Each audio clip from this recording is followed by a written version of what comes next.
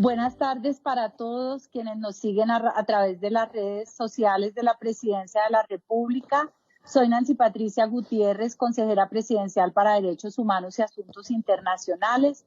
La consejería tiene la obligación de generar conexiones o coordinaciones y articulación entre las diferentes entidades del Estado para garantizar el respeto y la eficacia en los derechos humanos.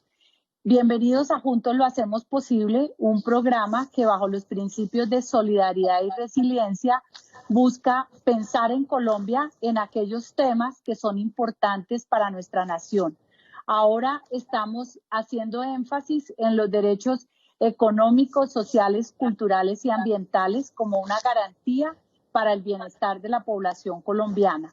Recordemos que la Carta de Naciones Unidas, al igual que el Pacto por los Derechos Económicos, Sociales, Culturales y Ambientales y la Constitución Política de Colombia consagran el derecho a la educación como algo importante y fundamental para la vida de las personas que están en Colombia. Los derechos humanos son parte de la dignificación del ser humano. Por eso hemos escogido esta temática en medio de las conversaciones. Hoy nos acompaña el doctor Diego Molano, director del Departamento Administrativo de la Presidencia de la República, con quien en esta temporada compartimos el programa, además que ha sido delegado por el presidente Iván Duque para coordinar toda la temática en cuanto a la conversación nacional. Así es de que adelante, doctor Diego, usted se presenta y luego presentamos a los invitados. Muy buenas tardes a todos, doctora Nancy Patricia, muchas gracias por la invitación y por el liderazgo en organizar este programa de solidaridad y resiliencia. Juntos lo hacemos posible desde la Presidencia de la República. Quiero saludar, por supuesto, al viceministro, el doctor Luis Fernando, también compañero de Conversación Nacional, nos acompañó en muchas de las conversaciones nacionales. Muchas gracias al padre Harold de Jesús Castilla, rector de Uniminuto, a la doctora Dolly Montoya también, que nos acompañó en varios de los eventos. Rectora, muchas gracias. Y a Juliet, también representante estudiantil de FENARES, quien participó activamente también de la conversación nacional. Nuevamente muy grato estar con ustedes en esta discusión particularmente sobre los derechos humanos y sobre todo, como lo ha señalado la consejera presidencial, que podamos hoy hablar sobre educación superior. Gracias, doctor Diego. Recordemos que el ciclo de conversaciones Juntos lo Hacemos Posible tiene dos bases: solidaridad y resiliencia. La solidaridad ha sido una convocatoria que ha hecho la señora Michelle Bachelet, alta comisionada para los derechos humanos en Naciones Unidas, quien ha dicho que la solidaridad es la mejor estrategia y ha sido fundamental para hacer un llamado a la humanidad en medio de la pandemia del COVID-19. Por eso es muy importante aplicarlo en Colombia. Sabemos que tenemos dificultades muy grandes, pero indiscutiblemente, como lo hace el presidente Iván Duque todas las tardes en su programa a las 6 de la tarde, hace un llamado a que haya unidad de nación y que pensemos en el futuro de Colombia. Doctor Diego, la resiliencia. Por supuesto, la resiliencia en el gobierno del presidente Duque ha tomado relevancia e importancia, porque yo creo que es uno de los valores que él más ha buscado promover, precisamente y sobre todo en estas épocas de pandemia, porque ha venido señalando él que es esa capacidad que tenemos todos para enfrentar y superar las adversidades, y qué mejor palabra para describirlo, el reto que tenemos como sociedad en esta pandemia. Hoy más que nunca llama a la solidaridad y a la resiliencia, como lo hizo en el discurso del 20 de julio, de modo que ante esta tormenta inesperada que nos ha llegado con el coronavirus, que nunca habíamos enfrentado de forma tan masiva y colectiva, casi que a escala planetaria, hoy lo que requiere esta sociedad es que en la mitad de esa tormenta podamos todos dirigirnos en el mismo rumbo, remando en la misma dirección, sabiendo que lo que hemos afrontado no ha sido fácil y lo que se viene en este semestre y en el siguiente año, sin aún tener la vacuna ni el tratamiento para el virus, es un reto muy grande que requiere precisamente esa capacidad de resiliencia para que lleguemos a buen puerto y al final todos seamos mejores navegantes pues implica que esa resiliencia esté entre toda la sociedad, y por eso es fundamental la discusión en estos conversatorios en torno a esos dos valores como son la solidaridad y la resiliencia. Gracias. Bueno, recordemos que hoy tenemos el derecho a la educación, específicamente a la educación superior, que es sobre todo basada sobre la posibilidad de que en iguales condiciones para todas las personas haya ese acceso a la educación superior. Estaremos conversando sobre los retos y los avances en materia de educación superior. Efectivamente nos acompañan el doctor Luis Fernando Pérez, viceministro de Educación Superior, quien además tiene 13 años de experiencia en educación superior. También la doctora Dolly Montoya, rectora de la Universidad Nacional, el padre Harold de Jesús Castillo, rector de la Universidad Minuto de Dios, y Juliet Rincón, representante estudiantil ante el CESU y presidente de FENALES. Vamos a empezar en primer lugar a pensar sobre el tema de las conclusiones, los avances que ha tenido el país en materia de educación superior, y para ello le damos la palabra al señor viceministro de Educación, al doctor Luis Fernando Pérez. Muchas gracias, doctora Nancy Patricia, mil gracias por la invitación, al doctor Diego, de verdad un placer. Perdón, creo que se me cerró la cámara. Está perfecto. ¿Ya? Ok, perfecto. Sí, entonces, la cámara está cerrada. Ya, ahora sí. Listo. Bueno, entonces, pues muchísimas gracias a usted, doctora Nancy Patricia, al doctor Diego. Estamos en compañía de un gran grupo de líderes en la educación superior, como lo son la doctora Dolly, la rectora de la Universidad Nacional, Juliet, que nos acompaña en el Consejo Nacional de Educación Superior en debates que hemos dado, debates fuertes, de buena manera, pero tratando de generar todos los lineamientos y orientaciones del CESU en torno a la educación superior, y por supuesto el padre Harold, quien es un gran aliado y que representa o lidera Uniminuto, una universidad que se ha destacado por tener una presencia regional y territorial en el país muy importante con su misión. Entonces, yo quisiera arrancar, doctora Nancy Patricia, por un poco hacer el recuento. Hace 2 días tuvieron ustedes en el programa la ministra de Educación, y la ministra hablaba un poco de lo que ha sido el esfuerzo del señor presidente en términos de darle al sector educación el presupuesto más alto en la historia, no solo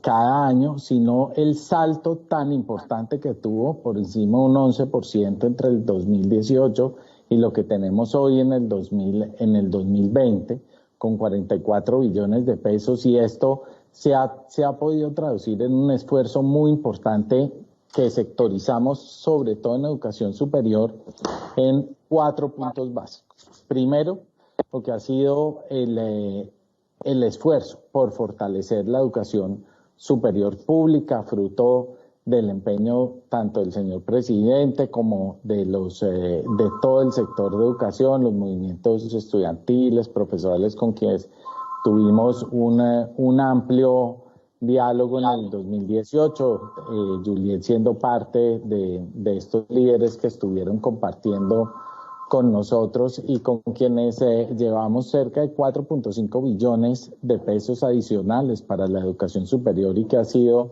tan importante en este momento. Y 2019-2020 para las regiones ha sido fundamental, porque son cerca de 2.6 billones de pesos que en este momento han irrigado el sector en estos 2 años, en un esquema de trabajo como bien lo puede ratificar la rectora Dolly, un esquema de trabajo colaborativo en donde hemos intentado construir en equipo, que es parte de lo que el doctor Diego hablaba ahora, de cómo se enfrenta la resiliencia y con el principio de solidaridad que nos ha caracterizado en este momento, y es construir un equipo de trabajo, un equipo de todo el sector, ¿no? Buscando que la institucionalidad del sector, representada por nuestro Consejo Nacional de Educación Superior, por el Consejo Nacional de acreditación, las salas de CONACES, los rectores tanto de las instituciones oficiales como privadas, los representantes estudiantiles, que siempre tengamos la voz de estudiantes, profesores, directivos y administrativos, es fundamental para ir construyendo este esquema de trabajo en equipo. Adicionalmente a estos recursos, para el presidente era muy importante y desde el primer día de gobierno empezamos a trabajar en lo que a tan solo 2 meses de haber ingresado pudimos lanzar el programa el programa más agresivo en torno a demanda y acceso a educación superior en Colombia, que es Generación E. Generación E le da la oportunidad a 336.000 jóvenes a lo largo de todo nuestro periodo de gobierno de ingresar a la educación superior sin pagar un solo peso. ¿Esto qué quiere decir? Que es una gratuidad focalizada. Le permite a aquellos estudiantes de mayor vulnerabilidad socioeconómica, que ha sido uno de los estandartes del señor presidente, poder que en ellos focalicemos el esfuerzo del Estado, que la nación haga ese gran esfuerzo junto a nuestras universidades, instituciones técnico-profesionales y tecnológicas para que los estudiantes puedan acceder a la educación superior. A hoy, en 2020, cuando llevamos 3 periodos académicos, los 2 del 2019 y un periodo del 2020, tenemos ya 116.800 muchachos que hacen parte de Generación E. Pero no solo las políticas de acceso, y aquí ese principio de equidad es fundamental.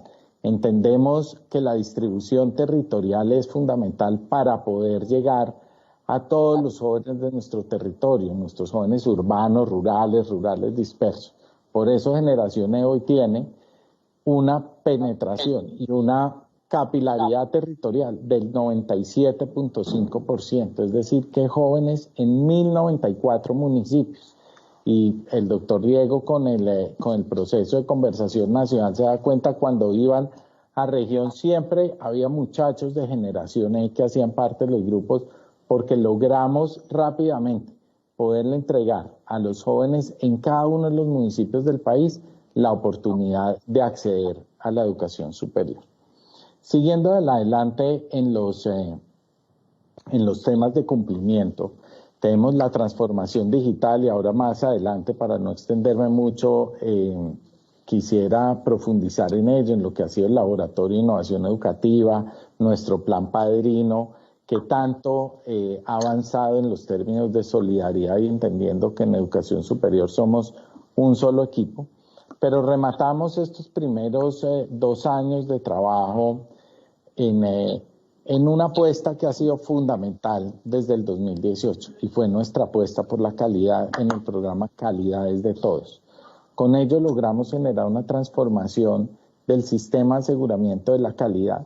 Colombia es un país reconocido en América Latina en donde ha podido transformar y ser un gran referente durante 25 años en su sistema de aseguramiento de la calidad.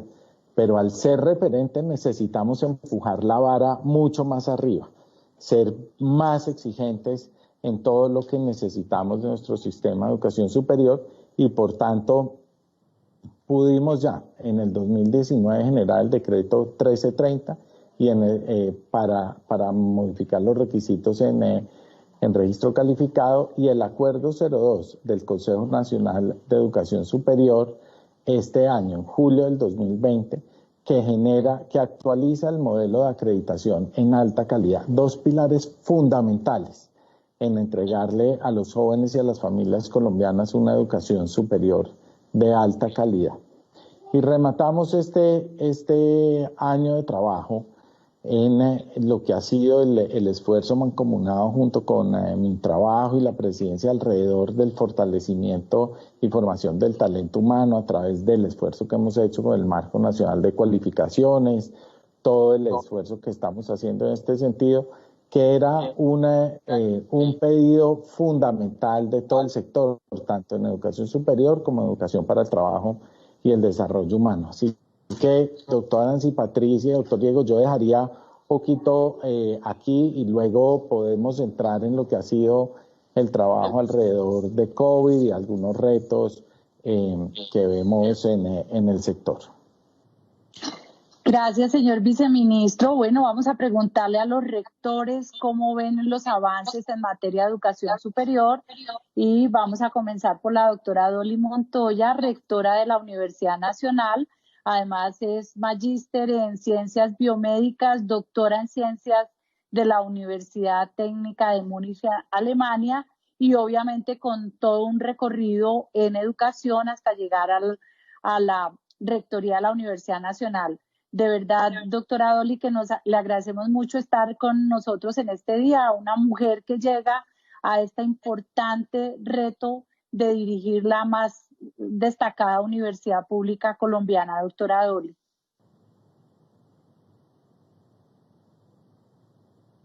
El micrófono que se nos olvida poner. Buenas tardes, doctor Diego Molano, doctora Nancy Patricia de Presidencia. Muchas gracias por invitarme a este panel, a nuestra universidad y también a todos los panelistas que hoy comparten. Pues honro a los panelistas que están hoy acá porque son personas muy destacadas del sector también. Con respecto a esta primera pregunta sobre lo que se ha avanzado, yo quiero hacer énfasis sobre algo muy importante que hacía tiempo no se pensaba en el país, que es cómo fortalecer la calidad de la educación superior. Y quiero hacer énfasis sobre la importancia del registro calificado.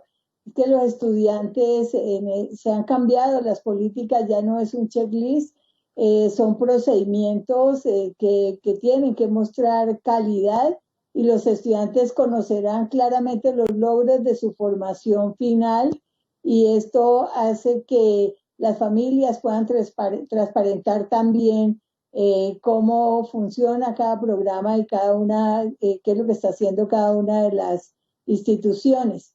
Por otro lado, la acreditación de las CIES, que también se cambiaron totalmente los criterios con base en calidad y flexibilidad, ha sido un importante avance del sistema y estos resultados nos dejan un proceso de formación integral de poder mirar los resultados del aprendizaje, no solamente si hay bibliotecas, si otra vez el checklist, sino el resultado del aprendizaje en cada una de las instituciones y mirar específicamente cómo tenemos que cambiar la formación desde el tener, la formación desde el ser, en actitudes ciudadanas y en aptitudes cognitivas.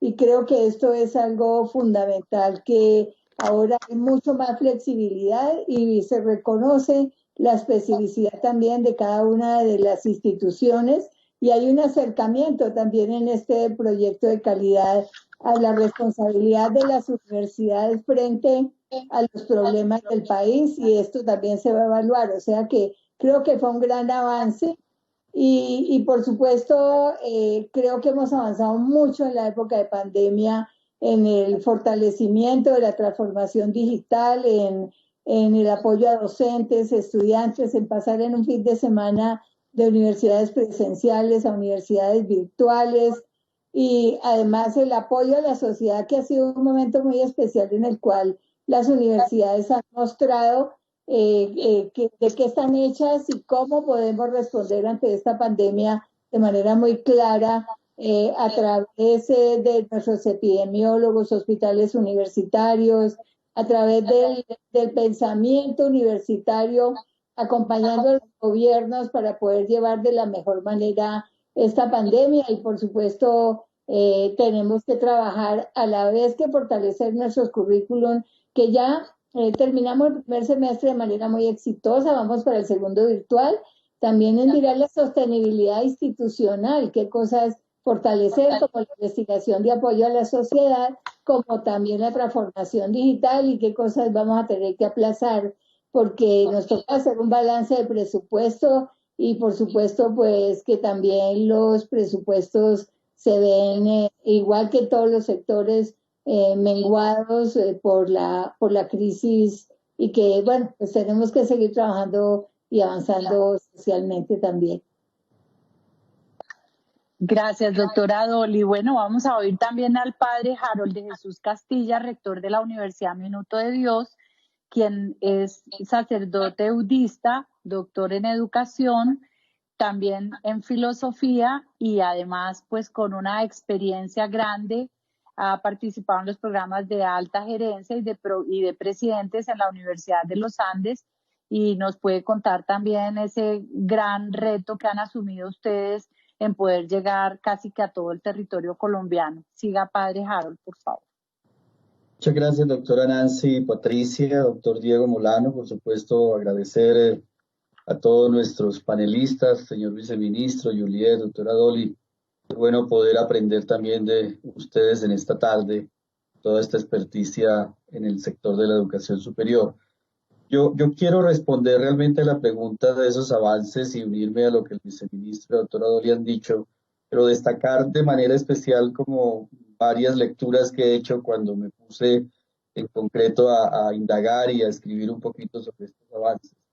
Yo creo que lo primero que tenemos que destacar de lo que el país ha hecho en esta última década, con todos los apoyos, quizás más, un poco más de tiempo, todo lo que tiene que ver con esa cobertura de la educación superior, contar hoy con 2.400.000 estudiantes, es realmente un esfuerzo grande que el país ha hecho. Y creo que aquí, desde el punto de vista de la política, del sector, de las instituciones de educación superior, sus 300 casi instituciones, estudiantes, la comunidad académica, un gran esfuerzo realmente para esa cobertura, quizás atributos como acceso, cobertura, que son muy importantes en este avance, y evidentemente unirme, por supuesto, a lo que el viceministro también y la doctora Dolly han dicho, lo que tiene que ver con la calidad de la educación superior.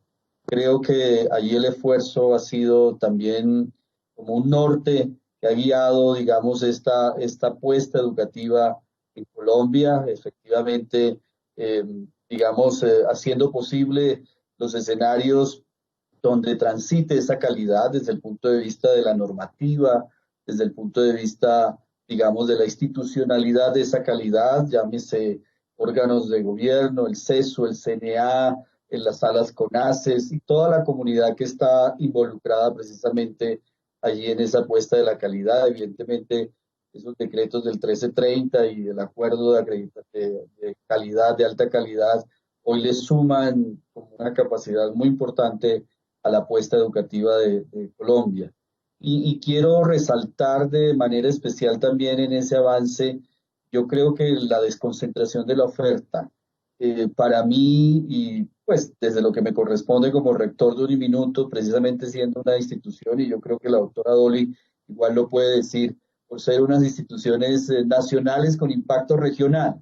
Creo que esa capilaridad, como la llamó precisamente el viceministro, en las regiones y esa desconcentración de la apuesta educativa en las regiones, precisamente para dar esos límites al acceso, a la cobertura, y que muchos de nuestros estudiantes en ese tránsito inmediato a la educación superior puedan ingresar. Yo creo que ha sido también algo muy, pero muy importante en el avance de la educación superior.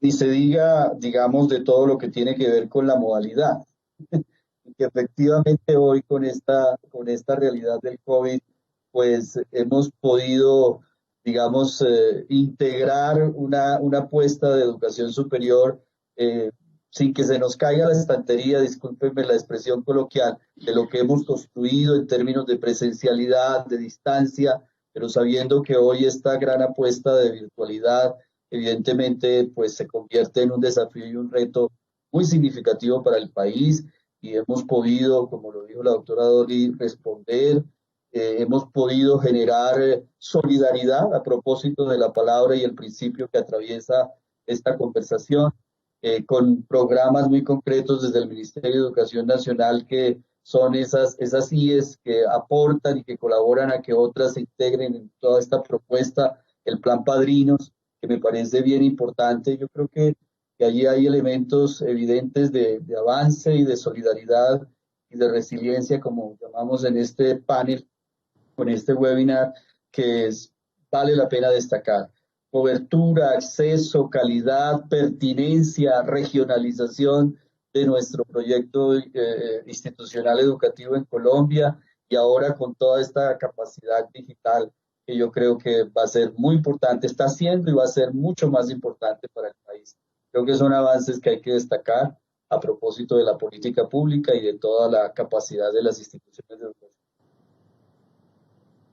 Gracias, padre. Muy importante todos los conceptos que ustedes han entregado. Bueno, ahora le corresponde al doctor Diego Molano conversar con Juliet Rincón, quien es ingeniera civil y además estudiante de la maestría en gestión urbana en la Universidad Piloto, representante de los estudiantes universitarios del país ante el Consejo Nacional de Educación Superior y también presidenta de la Federación Nacional de Representantes Estudiantiles FENARES, porque es representante estudiantil de la Universidad Piloto de Colombia, para que, doctor Diego, puedan ustedes conversar sobre los adelantos de la educación superior en el marco de la conversación nacional. Bueno, yo primero que todo quiero saludar a Juliet y reconocer un gran liderazgo en el mundo de la discusión de lo que requiere la educación superior, y un liderazgo que yo lo calificaría como que tiene tres características. Uno, franco, siempre muy franco. Segundo, constructivo. Y tercero, un liderazgo que nos permitió tender puentes, que yo creo que era el objetivo que buscábamos en la conversación nacional, y Juliet, a pesar de muchas diferencias con el gobierno, tiene particularmente una gran apuesta por construir y tender puentes a pesar de las diferencias, y en eso reconozco el papel que cumplió Juliet en la conversación nacional. Yo quisiera señalar, pues, como para poder conversar con Juliet, es lo siguiente. Nosotros en la conversación nacional nos habíamos colocado el propósito de debatir a nivel nacional con los diferentes sectores, aquellos que se movilizaron, otros que no se movilizaron activamente y otros que tenían interés en participar, sobre cuáles eran los grandes temas del país, sobre aspectos puntuales que pudieran ayudar a mejorar la educación del país, construyendo sobre las políticas públicas que ya había desarrollado el gobierno y que venía impulsando la ministra, creando nuevas ideas o nuevas propuestas, y también buscando cómo se implementaban mucho en las regiones, y por supuesto oyendo y escuchando y dialogando con los diferentes moderadores. Y yo encuentro que de esta conversación nacional una conclusión muy personal. Cuando quisimos dar una discusión con todos los sectores, encontramos varias preocupaciones en los jóvenes relacionadas con la educación superior. Lo primero, una gran preocupación, no solo por la calidad de la educación superior, sino sobre todo por el acceso equitativo de todos los ciudadanos a la educación superior. Y yo creo que eso refleja para mí, que fue lo que más aprendí en esta conversación, que hoy tenemos una nueva sociedad, una sociedad mucho más urbana, o una sociedad de unos jóvenes que ya no solo reclaman el tener la educación, sino tener acceso y tener calidad en la educación superior, y casi que protagonistas de una gran movilización para decir, oiga, queremos acceso universal a la educación superior a costos razonables, con buena calidad y en un acceso democrático. Eso es lo que encuentra uno muchas de las movilizaciones en ese sentido. Lo segundo, con una gran apuesta y una discusión que vimos en cómo se fortalece la calidad de la educación pública y garantizar que lo que se invierta en la educación pública se vea reflejado en mejores resultados, en mejor calidad, en mejor investigación, en mejor ciencia y tecnología, en el desarrollo de la propuesta de la universidad pública, y una gran discusión alrededor de este proceso. Y lo tercero tal vez es cómo se logra que esta nueva educación sea pertinente frente al mundo en el siglo XXI, que tenía que ver mucho con la gran discusión que hacían los estudiantes sobre la pertinencia de una educación superior que tenga calidad, pero que además les permita vinculación laboral con un grupo de población joven que tenía o tiene la tasa de desempleo una de las más altas. Y yo creo que al final, gracias al liderazgo de la ministra María Victoria, de nuestro viceministro Luis Fernando, que se dedicó con alma, vida y corazón y sombrero a construir unas propuestas, se llegaron a 3 conclusiones sobre grandes apuestas con unas conclusiones muy pertinentes, y las apuestas de la conversación estuvieran enfocados básicamente, uno, con un tema muy concreto sobre el rol de los profesores y lo que debería hacer en Colombia para fortalecer la capacidad de los maestros, su formación, su desarrollo, su promoción, y en esa medida eso fue uno de los grandes procesos de discusión que se tuvieron en torno a la educación. Y todo el modelo pedagógico, una segunda gran discusión de propuestas que inclusive llevó allí a sacar la propuesta del Centro de Innovación de Pedagogía que debería tener. Y lo tercero, que estuvo muy enfocado a los mecanismos de acceso y financiación, lo que inclusive llevó a que se sacara como conclusión la aceleración de la reforma del ICETEX, que inicialmente durante la misma conversación sacó unos planes de alivio y apoyo directo, y ahora se ve reflejada en un proyecto de ley que va a ser presentada por el gobierno este semestre en una reforma al ICETEX, en la cual particularmente un grupo de estudiantes participaron activamente. Entonces yo creo que pues, sobre eso versó la discusión y muestra un cambio de una sociedad que exige en los estudiantes y en los jóvenes otro tipo de educación y otro tipo de calidad y otro tipo de acceso, y democratizarlo mucho más. Sin embargo, yo voy a hacer una reflexión porque nosotros inclusive, y lo tengo que reconocer acá, pues la conversación veníamos volando, íbamos avanzando, discutiendo, hicimos 36 eventos regionales, discutimos, recibimos propuestas casi 12.000 en la plataforma digital.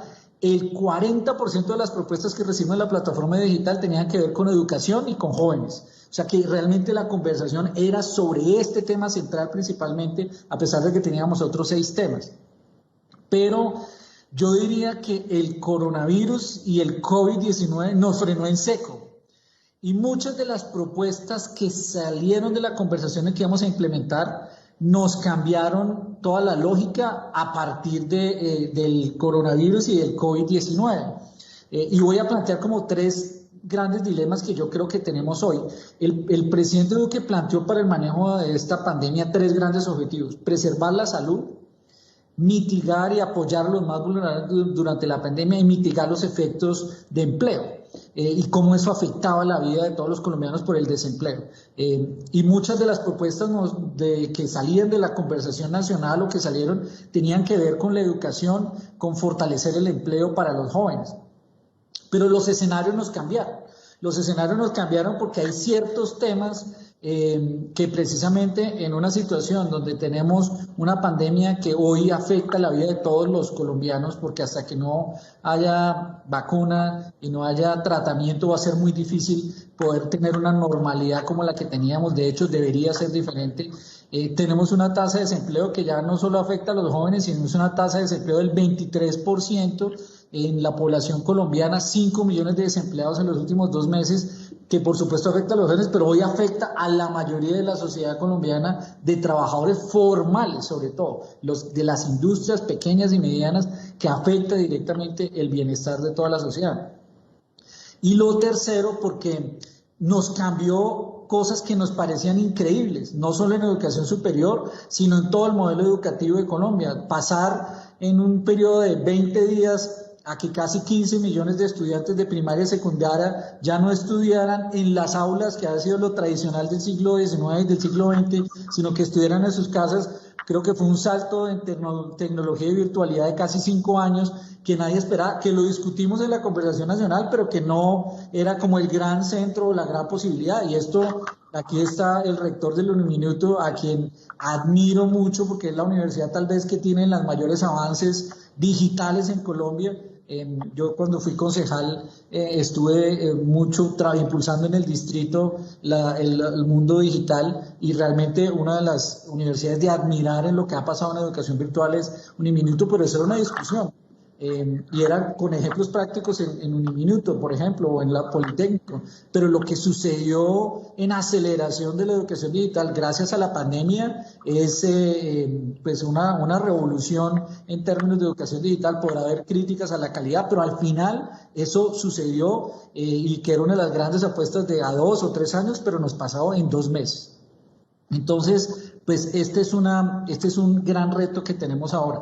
Y una discusión muy concreta, salió tal vez recientemente de las movilizaciones de la conversación, el Comité de Paro planteaba algunas propuestas, inclusive ahora durante la emergencia sacaron un pliego de emergencia que pedían matrícula cero en educación superior.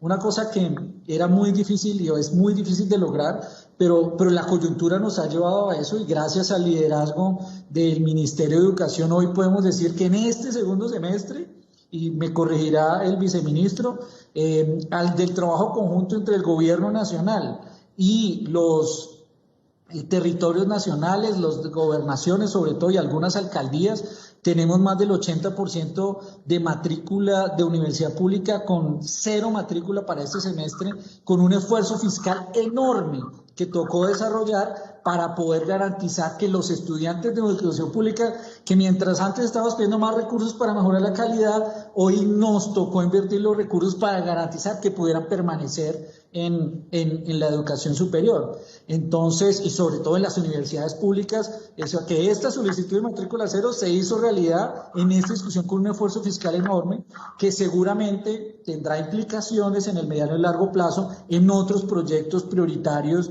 que se venían desarrollando y que es necesario pues hoy considerar. Entonces, un poco hago esta introducción para iniciar la discusión con Juliet, de que de la conversación teníamos unos temas sobre los que no vamos avanzando, pero la pandemia nos obliga a repensar muchas de estas nuevas prioridades, porque aquí el coronavirus nos cambió a todos y requerimos un esfuerzo adicional con esa palabra de resiliencia, de garantizar que lo que veníamos discutiendo, más los nuevos problemas que surgen con la pandemia, hoy podemos encontrarle soluciones para garantizar ese acceso, esa calidad y ese requerimiento que tienen los jóvenes frente a la educación superior. Gracias, Diego. Bueno, Juliet, tus consideraciones frente a la conversación nacional y obviamente a la educación superior de la cual eres líder.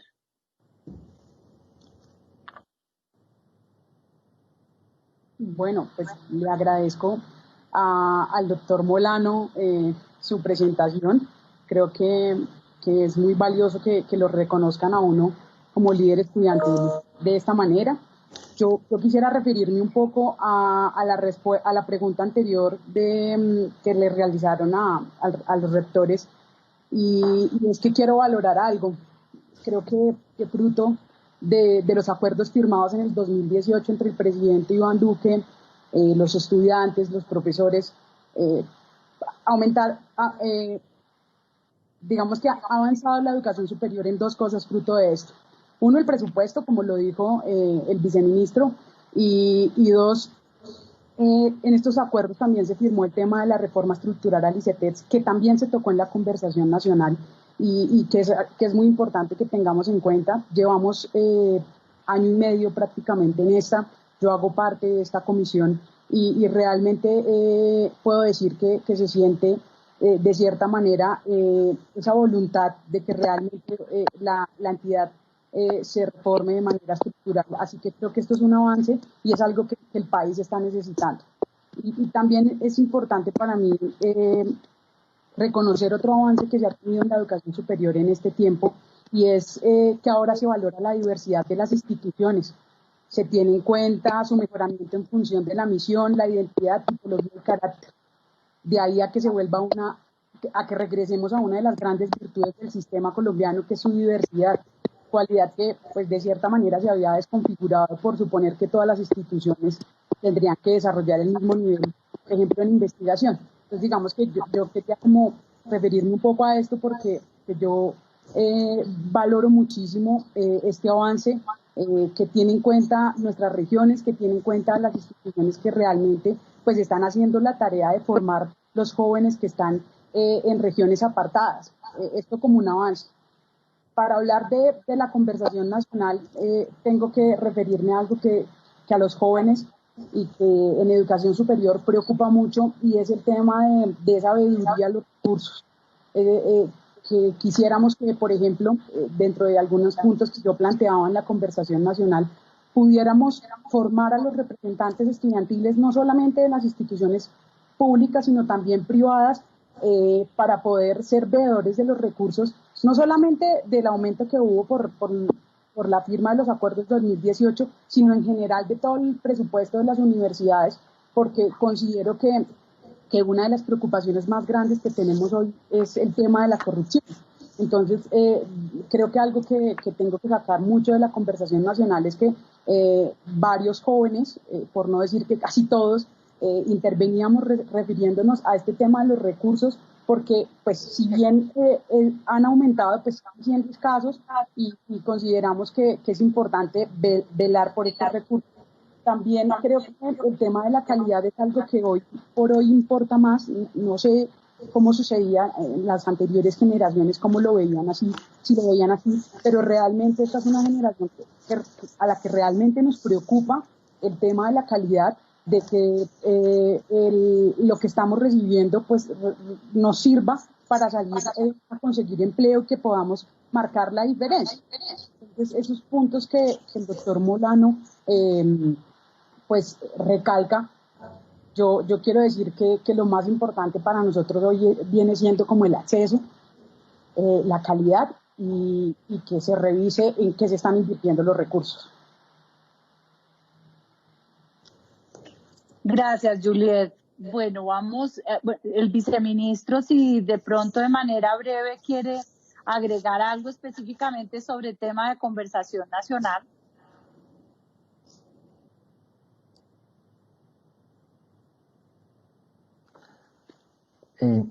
No, señora, yo creo que el doctor Diego hizo un muy buen esquema de los puntos que se han tratado, y creo que abordó exactamente cuáles eran las preocupaciones de los jóvenes, principalmente en estos espacios en las regiones de Colombia.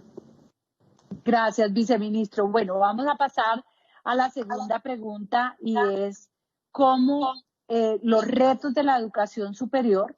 Y una cosa que les voy a preguntar a los rectores es la diferencia en el enfoque de la educación superior desde las universidades privadas versus la diferencia con las universidades públicas. Y el otro reto, cómo hablar de ruralidad en la educación superior. Padre Harold, por favor. Muchas gracias, doctora Nancy. Yo creo que lo expresé en la primera respuesta a la pregunta de los avances. Creo que el esfuerzo que se ha hecho en esa perspectiva de ruralidad, un proyecto de educación superior que impacte los territorios del país, es evidente que en ese sentido la política de educación superior ha caminado. Yo creo que no podemos pensar en un país con desarrollo, con perspectiva de calidad de vida, de bienestar, etcétera, de productividad y de innovación y competitividad, que realmente nuestra educación superior no llega a los territorios.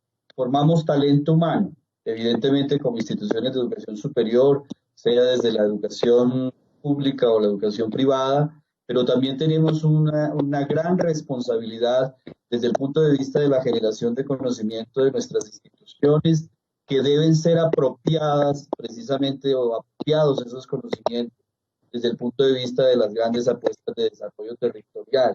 Yo creo que ahí hay un gran reto y un gran desafío. Evidentemente creo que hemos podido caminar en el mismo con avance, pero siento que allí pues tenemos que hacer un mayor esfuerzo desde el punto de vista del fomento, desde la política pública en el sentido del fomento, y todo lo que tiene que ver también hoy por hoy con un nuevo Ministerio de Ciencia, Tecnología, Innovación, de unos sectores propios de este gran componente de ciencia, tecnología e innovación en el país, que tienen que estar cruzados precisamente con las necesidades territoriales. Y yo pienso que de verdad la universidad o las instituciones de educación superior, la educación superior como política, está llamada a tener allí un papel bien importante. Efectivamente, la idea no es generar concentraciones, la idea es que nuestro talento humano pueda desarrollarse en su contexto, por eso hablamos de un atributo también bien importante de la educación superior como la pertinencia, y yo siento que esa es parte, digamos, del desafío que tenemos. Instituciones como las nuestras, Uniminuto, la Nacional y muchas otras que hoy hacen presencia en territorio, evidentemente pues tienen esa gran apuesta y ese desafío. ¿Cómo equilibrar ese dilema permanente entre una calidad que es parte también del atributo de la educación superior y la pertinencia que requiere, digamos, nuestra oferta educativa, nuestras propuestas de conocimiento, la apropiación social del mismo, los proyectos y los fomentos de investigación cruzados con un gran impacto social? Porque finalmente yo creo que la gran apuesta y hoy una de las maneras de entender y de leer el enfoque de la educación superior está muy alineado a esa visión exógena de las mismas instituciones que estamos es precisamente para brindar un impacto en la sociedad de una manera muy cualificada. Así que creo que estamos en el camino, yo diría, estamos en el camino, pero seguramente nos corresponde hacer un esfuerzo más en esa perspectiva del fomento de la educación rural y de los más vulnerables, porque finalmente es equidad y es movilidad social lo que queremos en este país. Gracias, padre. Doctora Dolly, ese concepto suyo desde la Universidad Nacional en la diferencia de enfoques, si los hay, si usted considera que los hay, entre las universidades públicas y privadas. El micrófono, doctora Dolly. Doctora Dolly. Es el micrófono. Bueno, no, cuando uno piensa en los poderes del país, el legislativo, el ejecutivo y el judicial, y los afanes de cada uno de los poderes, tiene que pensar que son las instituciones, las universidades, las responsables de hacer propuestas al país sobre por dónde los tomadores de decisiones tomarán las decisiones, pero las universidades debemos hacer estas propuestas de trascendencia social que llegan a la Colombia profunda y que es tan importante para nuestra sociedad que sea más equitativa, y por eso hablamos de formación desde el ser, desde las actitudes ciudadanas y no desde el tener, porque formar desde el tener es formar semilla de la corrupción, el individualismo y el ser el único, no hacer cosas. Hay que formar a los estudiantes para hacer cosas importantes, no para ser importantes. Entonces yo creo que si nosotros logramos formar a nuestros estudiantes desde el ser, desde cómo se respetan a sí mismos, respetan al otro, respetan su comunidad, respetan al otro, al medio ambiente, podemos empezar a cambiar esta mentalidad de corrupción y de apropiarse de los recursos de todos de manera individual, porque se le está quitando la comida a un niño, la sonrisa a un niño. La corrupción atenta contra la sociedad y creo que es el flagelo más grande que ha recorrido el mundo y tenemos que sacarlo realmente de todos los escenarios, y eso solo se logra con una educación, pero no cualquier tipo de educación, es con la educación desde el ser, no desde el tener. Y eso es muy importante porque es una educación con responsabilidad. Entonces, nosotros hemos venido planteando que así como este gobierno le ha apostado a la educación y a la ciencia y a la tecnología, vendrán otros que no les importa. Entonces, ¿cómo nosotros podemos construir una política de Estado que pueda tener los recursos a largo plazo y que pueda garantizar la calidad? La calidad solo se garantiza con plantas docentes en las universidades que puedan estar de manera permanente en las universidades y que de esa manera no estemos rotando profesores y sin capacidad de formación, ni sin capacidad de permanecer, ni de permanencia en el sistema. Entonces, esa tiene que ver con el presupuesto, tiene que ver con la calidad y el tener profesores de planta, tiene que ver con la autoevaluación permanente de todas las instituciones para mejorar continuamente. Nosotros tenemos que aprender a evaluarnos individualmente. Cada uno sabe cómo crece cada año, cada uno sabe qué está haciendo por la sociedad.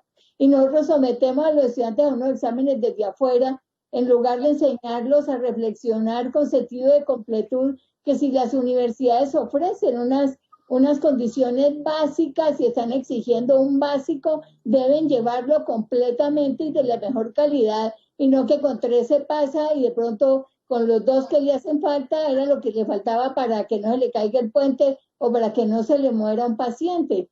Entonces, si nosotros llevamos la educación a ese sentido de completud, de que lo mínimo que se exige sea completo, en lugar de estar presionando con la nota, podríamos tener una educación distinta y una sociedad totalmente diferente. Y por supuesto, hay que hacer uso de las herramientas de la transformación digital que todas las universidades venimos ofreciendo. Nosotros tenemos 9 sedes en todo el país y en 4 de las sedes que están en Amazonas, Leticia, Arauca y Tumaco, la conectividad es muy escasa. Entonces, es que la conectividad es un derecho humano. Hoy es un derecho humano, porque tenemos que estar interconectados y tener acceso de manera democrática al conocimiento y al conocimiento universal.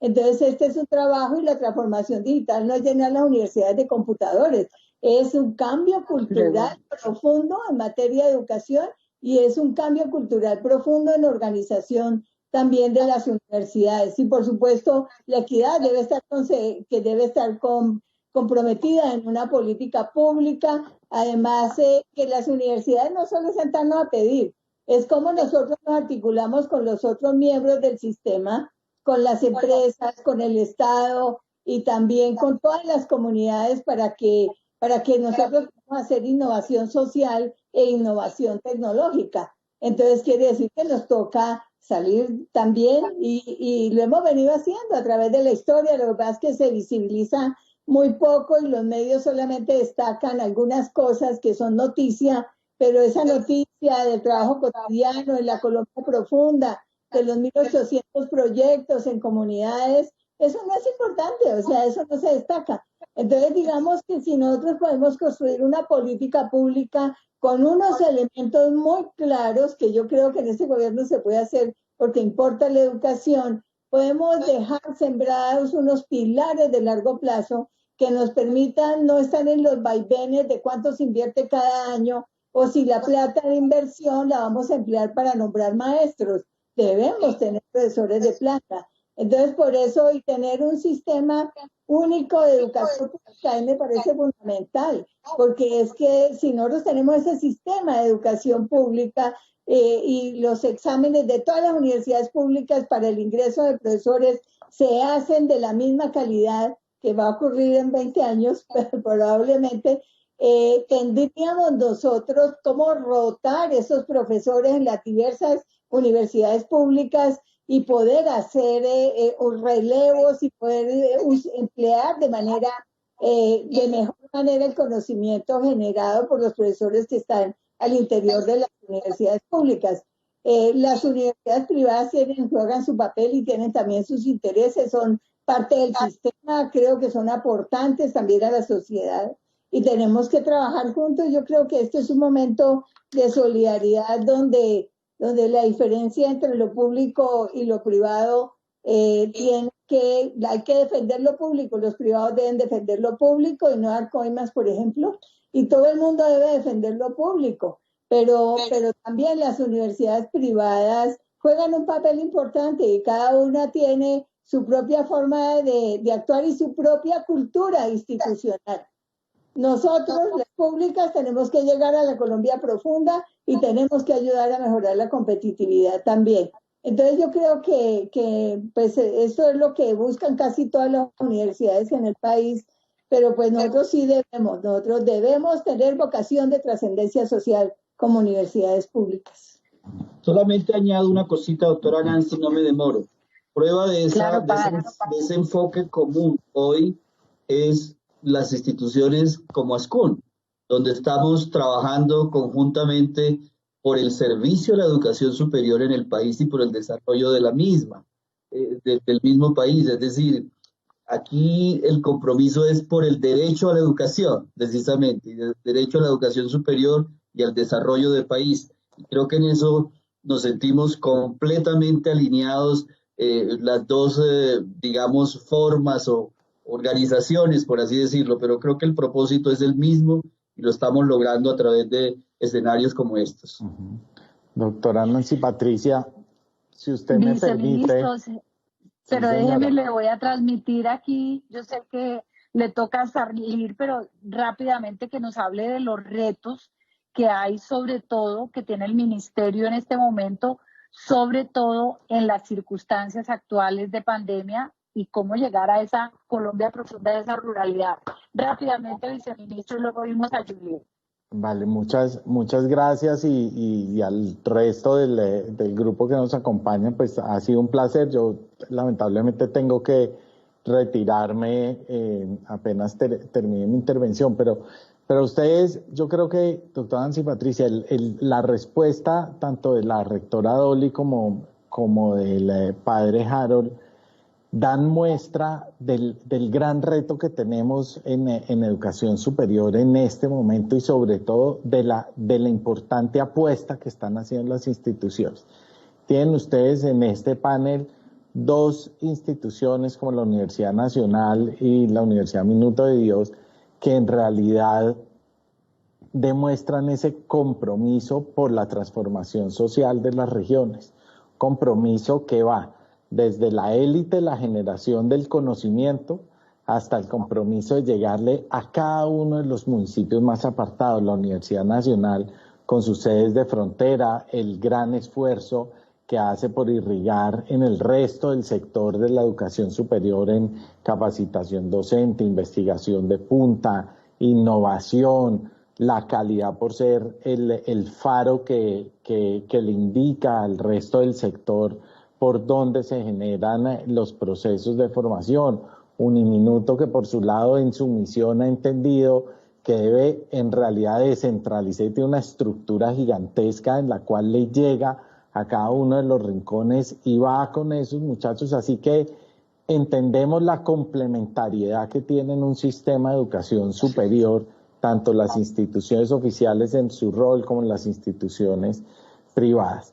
Y en este momento de pandemia, creo que esa compaginación que vemos en el establecimiento del panel del día de hoy es lo que logramos con el Plan Padrino, ¿no? Una invitación muy rápida, alcanzamos a reaccionar rápidamente en el mes de marzo, invitar a las instituciones y decir, hombre, tenemos unos grandes retos, no solo de conectividad, de capacitación docente en nuevas tecnologías, de capacitación de nuestros estudiantes que si bien hacen parte de una nueva generación, el hecho de ser nativos digitales en el consumo de contenidos digitales no quiere decir que tienen un desarrollo en pedagogías y herramientas del aprendizaje a través de metodologías no presenciales, y eso nos ha generado un programa que le entrega al país una forma diferente de trabajar, una manera diferente de aunar esfuerzos, de proyectar las capacidades institucionales de aquellos con mayores fortalezas hacia aquellas instituciones, en su mayoría en regiones donde la oferta no es muy fuerte, para que puedan tener la mejor calidad posible y nuestro sistema de educación superior pueda salir avante. Así que yo quisiera dar el mensaje, decir, hombre, un mensaje de gratitud a todas nuestras instituciones de educación superior porque se pusieron la camiseta por el país, le están respondiendo. Aquellas que tenían con qué responder inmediatamente lo hicieron. Aquellas que se han demorado un poco más porque ha sido todo un proceso de adaptación, lo están haciendo en este momento. Y eso es muy importante porque respondimos con laboratorios, respondimos con respiradores, respondimos con investigación, innovación, desarrollo, pedagogías, nuevas maneras de enfrentar la pandemia del COVID a través de un mecanismo colaborativo de trabajo solidario entre todos. Así que, pues para ellos, toda la gratitud desde el gobierno nacional por ponerse esa camiseta, por responderle a los jóvenes, a los más de 2.4 millones de jóvenes de la educación superior, y creo que el mensaje que nos queda en este sentido es que vamos a seguir trabajando todos en equipo, todos encontrando la salida de darle vuelta y encontrar cómo a través de la nueva fase de la presencialidad con alternancia lograremos entregar el servicio de educación de la mejor calidad posible. Muchas gracias y yo los dejo. Mil disculpas. Gracias, viceministro. Pero bueno, aquí, Juliet, nos queda también su visión sobre los retos. Esperamos que estas memorias puedan recoger las iniciativas, además, para todo lo que sigue para Colombia. Juliet.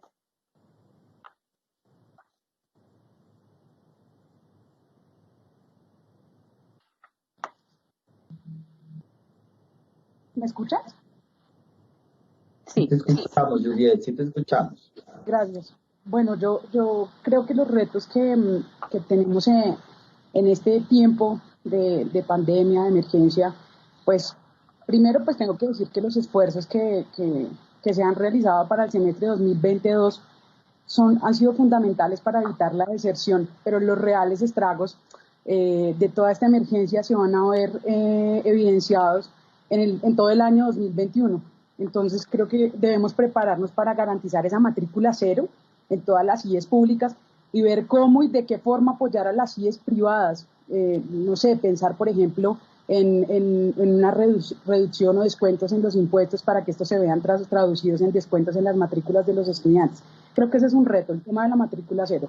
El otro es, creo que como lo han dicho los rectores, garantizar el acceso a la educación. Muchos estudiantes, y en especial los de las regiones, a pesar del esfuerzo que ha realizado el Ministerio de Educación junto a Mintic, aún no cuenta con los equipos necesarios, incluso no cuentan con acceso a la conectividad, lo que impide que puedan tomar sus clases de manera remota.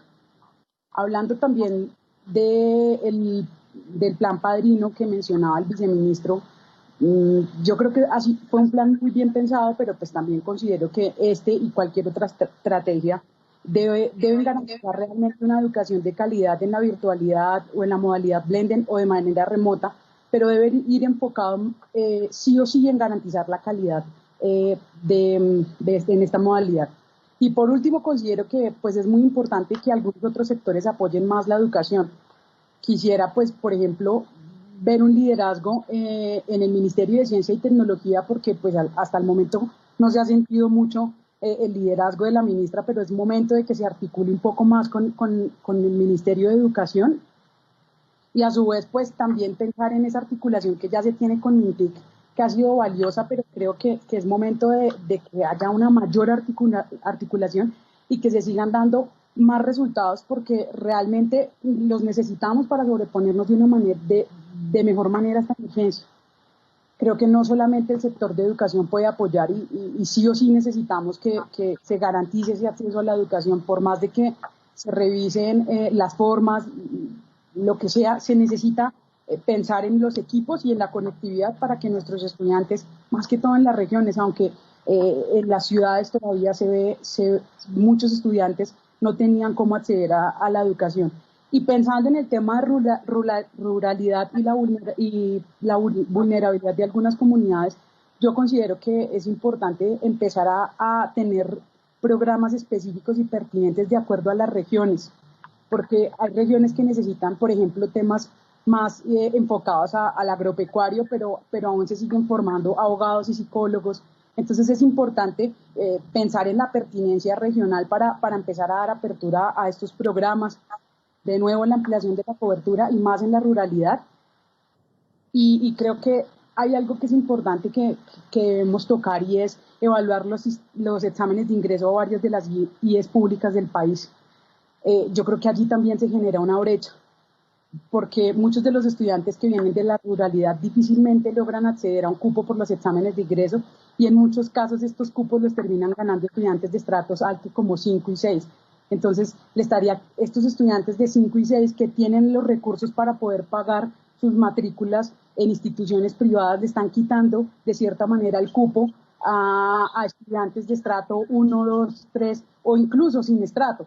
Entonces es importante empezar a evaluar esas dos posibilidades porque pues para que la ruralidad pueda acceder más a la educación.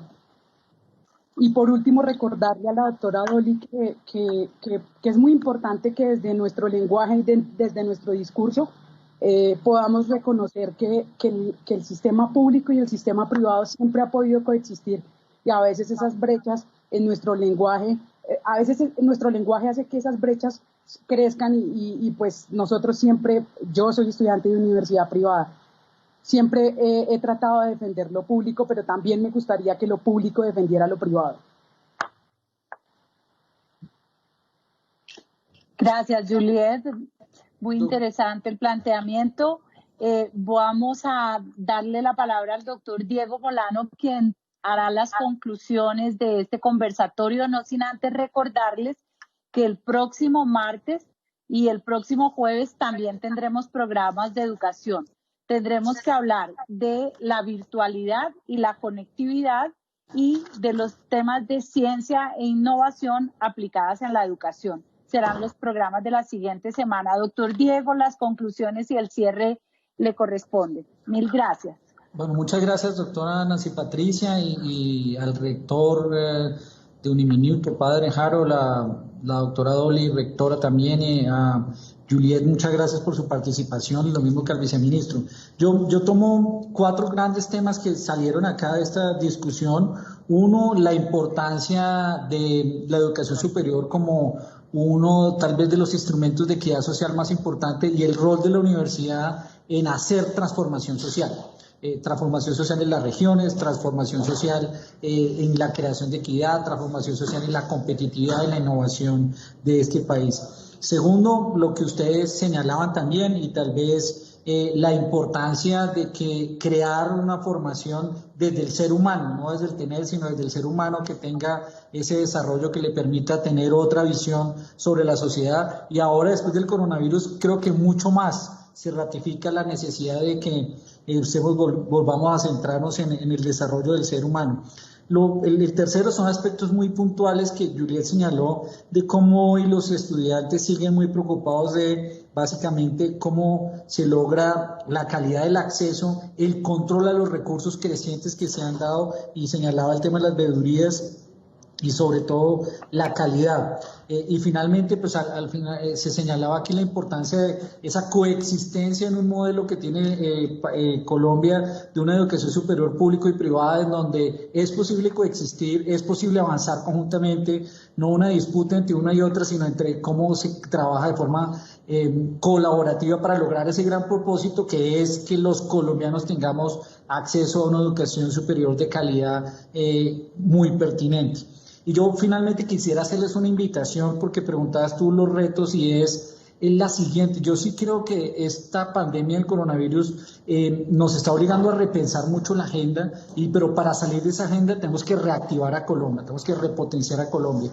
Y ya aquí tenemos que hacerle una invitación, como lo ha hecho el presidente Duque, a ese compromiso por Colombia que presentó el 20 de julio. En los próximos año y medio, 2 años, tenemos una gran tarea de un compromiso por Colombia, y ese compromiso tiene que ver con 4 grandes pilares. Un compromiso con el empleo, y allí sí que cumple un papel fundamental la educación superior. Colombia necesita reactivar el empleo. 5 millones de personas en desempleo, con una situación que genera angustias familiares, angustias personales. Tenemos que abocarnos toda la sociedad a lograr generar 1 millón de empleos en los próximos 2 años, y esa es una tarea en la cual las universidades cumplan un papel. La micro y pequeña mediana va a ser esencial. La participación de las universidades en la discusión de la ley de emprendimiento en el Congreso va a ser un tema fundamental, y por supuesto en la construcción de esas 27 obras de infraestructura vitales. El segundo compromiso de este compromiso por Colombia es el compromiso con un crecimiento limpio.